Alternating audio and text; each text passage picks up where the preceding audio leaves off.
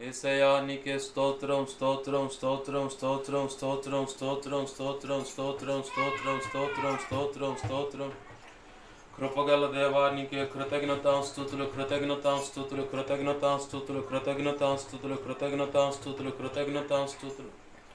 మా మంచి కాపరి నీకే స్తోత్రం స్తోత్రం స్తోత్రం స్తోత్రం స్తోత్రం స్తోత్రం స్తోత్రం స్తోత్రం స్తోత్రం స్తోత్రం స్తోత్రం స్తోత్రం. తండ్రి నీకే వందనాలు వందనాలు వందనాలు వందనాలు. యేసయ్యా యేసయ్యా యేసయ్యా యేసయ్యా నిన్నే నిన్నే నే కొలుచునయ్యా. నీవే నీవే నా రాజువయ్యా. నిన్నే నిన్నే నే కొలుచునయ్యా. నీవే నీవే నా రాజువయ్యా. యేసయ్యా యేసయ్యా యేసయ్యా యేసయ్యా యేసయ్యా యేసయ్యా యేసయ్యా యేసయ్యా యేసయ్యా యేసయ్యా యేసయ్యా నిన్నే నిన్నే నే కొలుచునయ్యా. నీవే నీవే నా రాజువయ్యా. నిన్నే నిన్నే నే కొలుచునయ్యా. నీవే నీవే నా రాజువయ్యా. యేసయ్యా యేసయ్యా యేసయ్యా.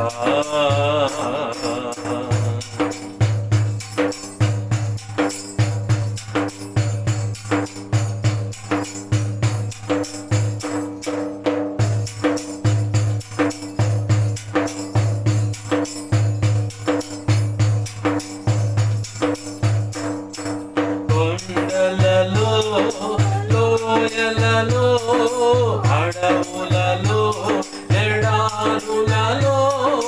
కొండలలో లోయలలో అడవులలో ఎడారులలో నన్ను గమనించినావా. నన్ను నడిపించినావా. నన్ను గమనించినావా. నన్ను నడిపించినావా. యేసయ్యా యేసయ్యా యేసయ్యా యేసయ్యా నిన్నే నిన్నే కొలుచునయ్యా. నీవే నీవే నా రాజువయ్యా. నిన్నే నిన్నే కొలుచునయ్యా. నీవే నీవే నా రాజువయ్యా. యేసయ్యా యేసయ్యా యేసయ్యా యేసయ్యా యేసయ్యా యేసయ్యా యేసయ్యా యేసయ్యా యేసయ్యా యేసయ్యా యేసయ్యా నిన్నే నిన్నే నే కొలుచునయ్యా. నీవే నీవే నా రాజువయ్యా. నిన్నే నిన్నే నే కొలుచునయ్యా. నీవే నీవే నా రాజువయ్యా. యేసయ్యా యేసయ్యా యేసయ్యా.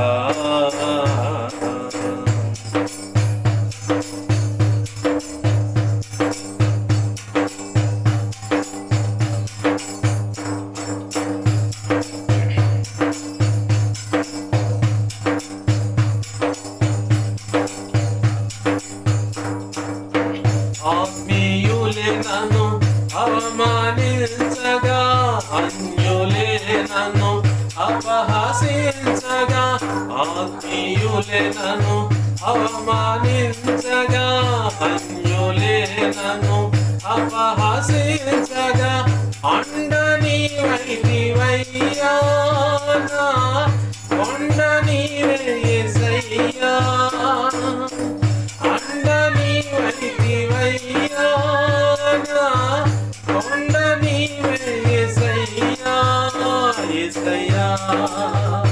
యేసయ్యా యేసయ్యా యేసయ్యా నిన్నే నిన్నే కొలుతునయ్యా నీవే నీవే నా రాజువయ్యా నిన్నే నిన్నే కొలుతునయ్యా నీవే నీవే నా రాజువయ్యా యేసయ్యా యేసయ్యా యేసయ్యా యేసయ్యా యేసయ్యా యేసయ్యా యేసయ్యా యేసయ్యా యేసయ్యా యేసయ్యా యేసయ్యా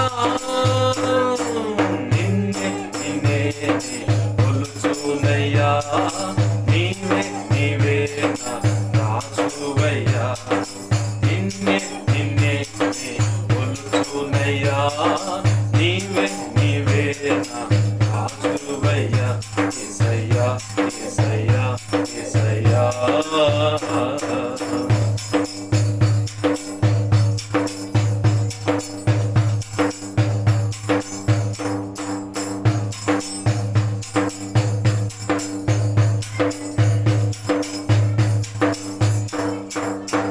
మరణ ఛాయలో మెరిసిన నీ ప్రేమ నలిగిన బ్రతుకున కురిసిన నీ కృప మరణ ఛాయలో మెరిసిన నీ ప్రేమ నలిగిన బ్రతుకున కురిసిన నీ కృప నన్ను బలపరచెనయ్యా నిన్ను ఘనపరచునయ్యా నన్ను బలపరచెనయ్యా నిన్ను ఘనపరచునయ్యా యేసయ్యా యేసయ్యా యేసయ్యా యేసయ్యా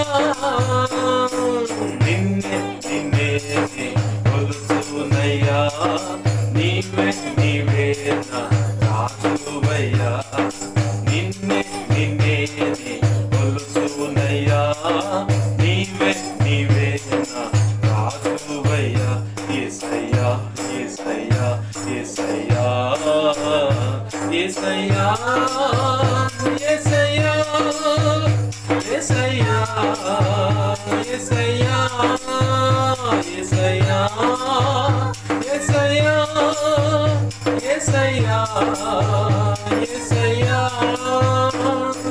నిన్నే నిన్నే కొలుచునయ్యా నీవే నీవే నా రాజువయ్యా నిన్నే నిన్నే కొలుచునయ్యా నీవే నీవే నా రాజువయ్యా యేసయ్యా యేసయ్యా యేసయ్యా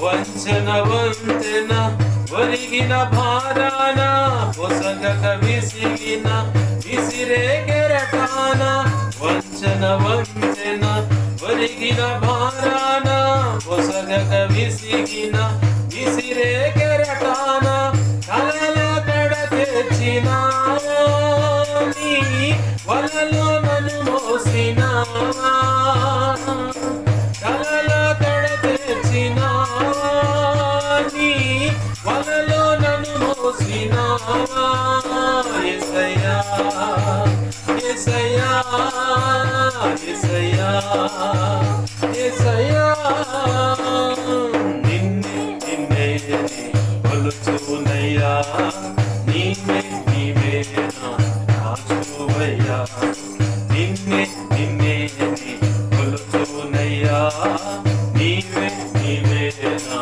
రాజువయ్యా యేసయ్యా యేసయ్యా యేసయ్యా యేసయ్యా యేసయ్యా యేసయ్యా యేసయ్యా యేసయ్యా యేసయ్యా యేసయ్యా యేసయ్యా